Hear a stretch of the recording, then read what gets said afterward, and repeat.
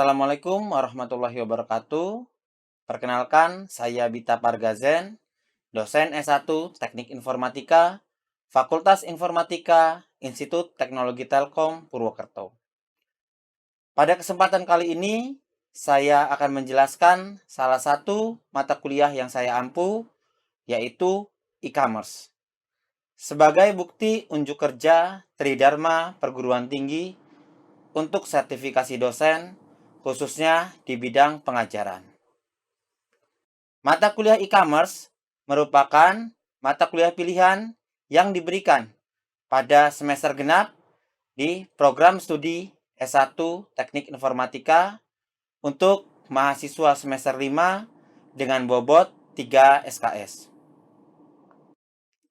Mata kuliah ini menyajikan tentang dasar dan ruang lingkup manajemen e-commerce, meliputi kegiatan, perencanaan, perorganisasian, pengarahan, dan pengendalian dalam suatu siklus proyek untuk membuat suatu perangkat lunak atas sumber daya organisasi yang dimiliki untuk mencapai tujuan tertentu.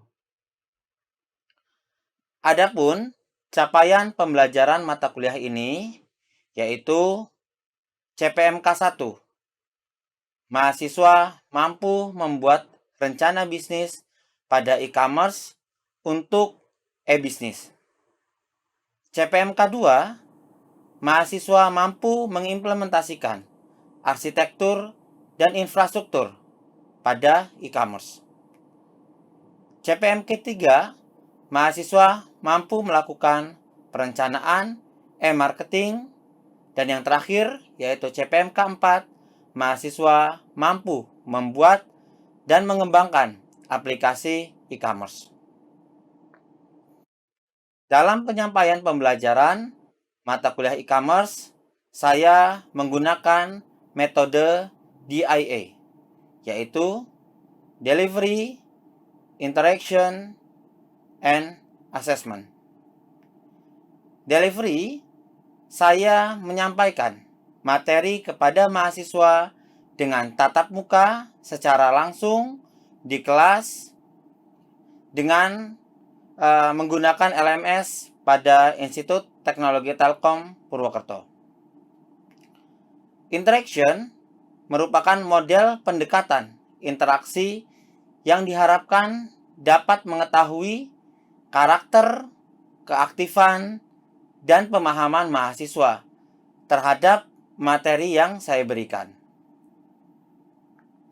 Dan assessment, yaitu berupa pemberian tugas sebagai upaya untuk mendapatkan data atau informasi dari hasil pembelajaran sehingga dapat mengetahui seberapa baik kinerja dari mahasiswa. Adapun beberapa komponen penilaian yaitu keaktifan 10%, tugas 20%, kuis 15%, UTS 25%, dan proyek atau tugas besar yaitu 30% dengan bobot 100%. Selanjutnya saya akan menampilkan video perkuliahan mata kuliah e-commerce. Dengan ini, selamat menyaksikan. Baik, bismillahirrahmanirrahim. Assalamualaikum warahmatullahi wabarakatuh. Selamat pagi teman-teman semua. Salam sejahtera buat kita semua.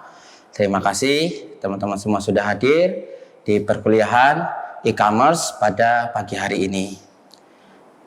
Minggu lalu kita membahas mengenai beberapa marketing ya teman-teman ya. Ada digital marketing, ada inbound marketing, maupun ada konten marketing.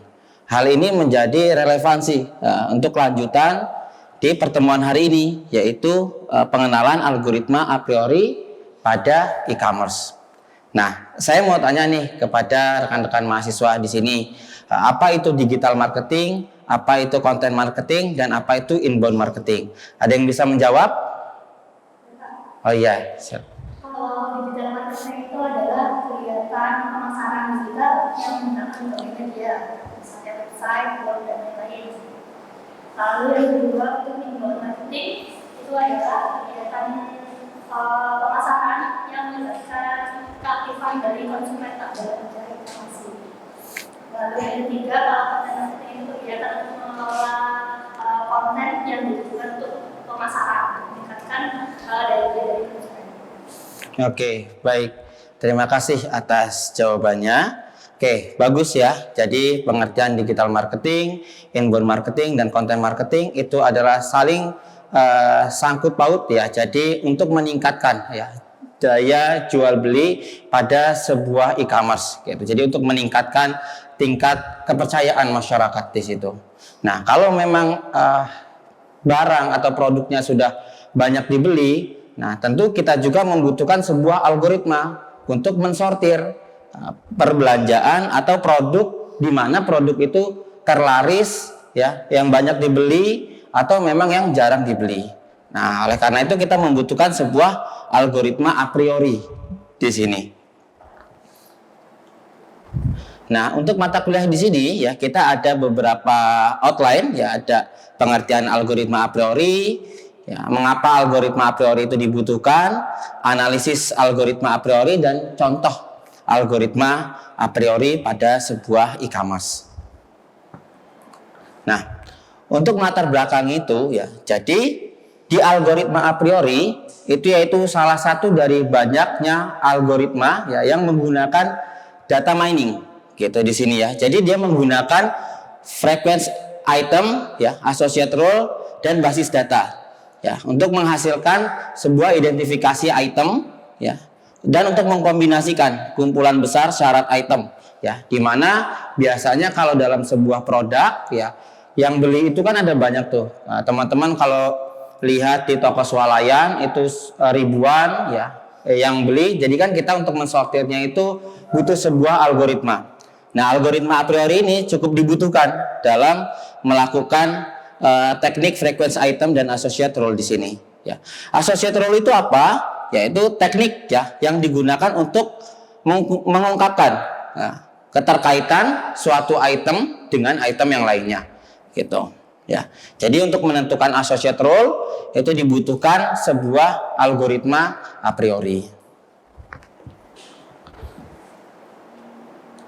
Nah, jadi pada a priori di sini yaitu untuk mengetahui ya bagaimana suatu objek satu ya dengan objek yang lain ya, bagaimana si pembeli itu ya bisa tertarik antara membelikan produk A dengan membelikan produk B sekaligus ya.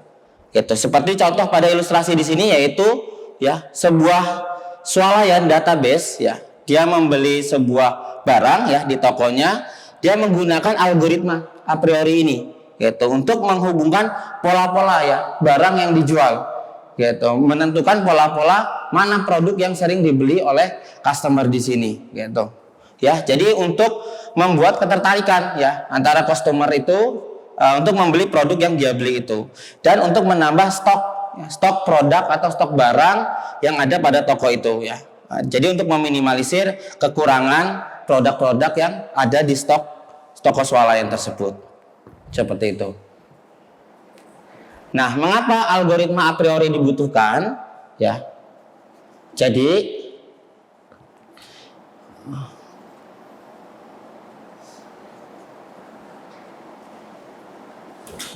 ada beberapa manfaat ya dalam penggunaan algoritma a priori. Yang pertama yaitu untuk memprediksi ya. Memprediksi produk yang dicari oleh pelanggan gitu ya. Nah, untuk prediksi produknya gitu. Yang kedua yaitu untuk memperbaiki ketepatan dalam mengidentifikasi barang-barang yang sering dibeli ya secara bersamaan. Seperti itu ya. Nah, jadi barang-barang yang dibeli secara kebersamaan itu bagaimana caranya kita menganalisis di situ ya. Nah, selanjutnya yaitu bisa mengurangi atau menghilangkan barang-barang yang tidak perlu. Ya, jadi banyak toko ya atau swalayan itu dia berbondong-bondong untuk menstok barang-barangnya, sehingga bisa berdampak barang yang dia beli itu ya expired ya. Jadi gunanya algoritma ini yaitu untuk meminimalisir itu ya, seperti itu. Jadi untuk meminimalisir ya. Oke, selanjutnya yang ketiga yaitu memudahkan dalam memodelkan ya preferensi pengguna. Jadi kita bisa memahami ya di penggunaan ini apa sih yang sering dia beli, apa sih ketertarikan dalam pembelian sebuah produknya ya. Terus menghemat ruang penyimpanan ya dengan menyingkirkan ya barang-barang tadi yang tidak dibutuhkan atau yang tidak diperlukan. Nah, jadi algoritma ini sangat bermanfaat ya tentunya untuk sebuah e-commerce seperti itu ya.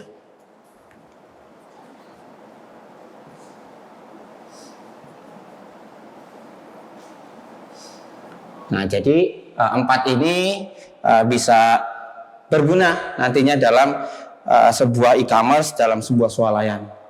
Jadi ada beberapa analisis ya, pola frekuensi yang perlu kita lakukan dalam menganalisis sebuah barang ya.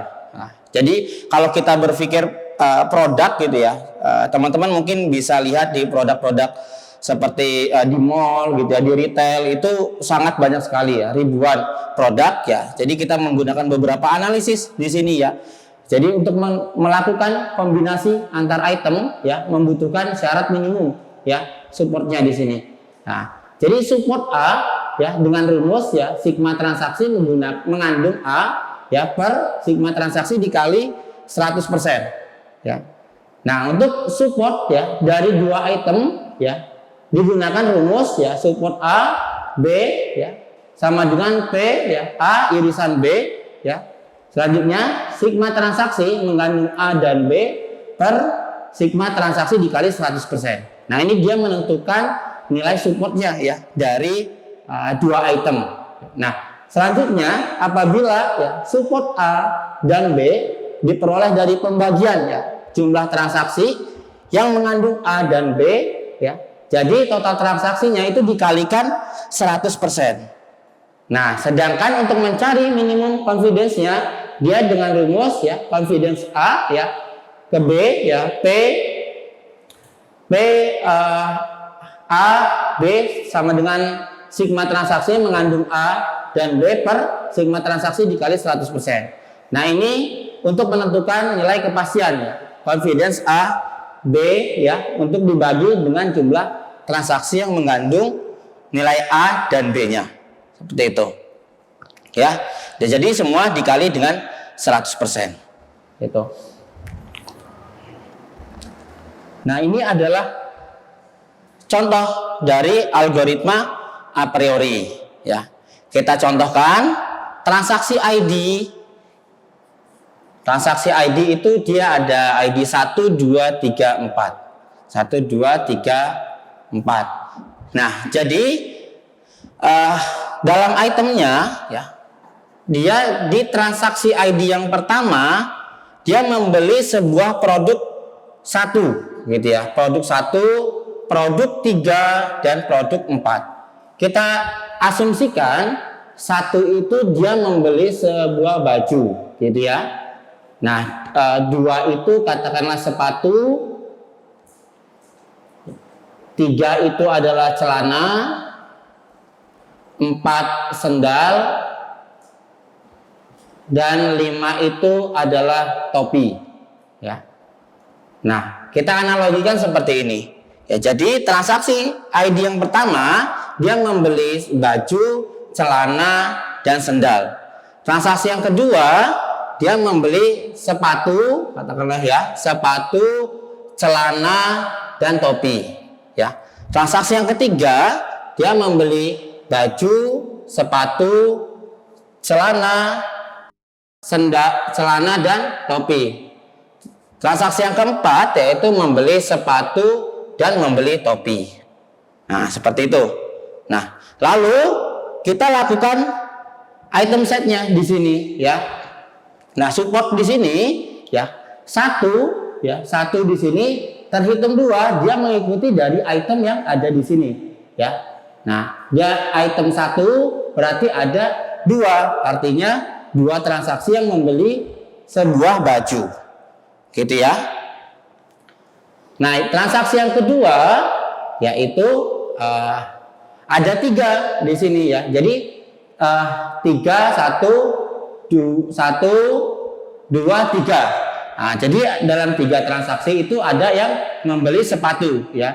Transaksi yang kedua dia beli sepatu, transaksi yang ketiga beli sepatu, dan transaksi yang keempat membeli sepatu. Ya. Begitupun yang transaksi yang ketiga ya. Transaksi yang ketiga ini dia membeli celana ya. Transaksi pertama dia beli celana, kedua membeli celana, ketiga membeli celana ya. Transaksi yang keempat ya. Keempat ini hanya membeli 1 ya. Jadi hanya membeli sendal ini cuman di transaksi 1 ini. Seperti itu. Selanjutnya yang kelima yang membeli produk 5 ini ada 3 transaksi ya. Nah, 5 kita asumsikan topi ya. Transaksi kedua dia beli topi, transaksi ketiga dia beli topi, transaksi keempat membeli topi juga. Jadi dari support di sini ya, item set dan support di sini ya, kita pilih mana produk yang terlaris ya. Jadi yang terlaris adalah 1 2 3 ya dan 5. 4 kita coret karena yang beli produk sendal di sini hanya 1 transaksi ya, hanya di transaksi pertama. Seperti itu. Jadi masuk kategori yang membeli baju itu ada 2 ya, yang membeli sepatu itu ada 3 ya, yang membeli celana itu ada 3, dan yang membeli topi itu ada 3. Seperti itu ya. Nah, selanjutnya setelah ini dicoret, kita cari lagi mana produk yang terlaris. Seperti itu ya. Kita asumsikan lagi ya, dari ke 1 gini ya. Nah, produk pertama ya. Jadi ada 2 di sini ya. Yang beli gitu ya. Produk yang kedua ya. Ada 3 gitu. Selanjutnya produk yang ketiga ada 3, dan produk yang kelima topi di sini ada 3 yang membeli ya. Ini katakanlah baju ya, sepatu, celana dan topi. Yang beli di sini baju itu ada 2, sepatu ada 2, celana sepatu ada 3, celana ada 3, dan topi ada 3. Nah, dari sini kita lakukan item set lagi ya. Item set di sini yaitu 1 2 ya. 1 2 di sini ya. 1 2. Selanjutnya yaitu 1 3 ya, mengikuti di sini ya. 1 2 1 3 1 5 ya. 1 2 1 3 1 5. Ya, ini kan termasuk ya. Nah, jadi transaksi ID dia membeli produk 1, pasti dia membeli produk 3. Transaksi yang ketiga juga seperti demikian.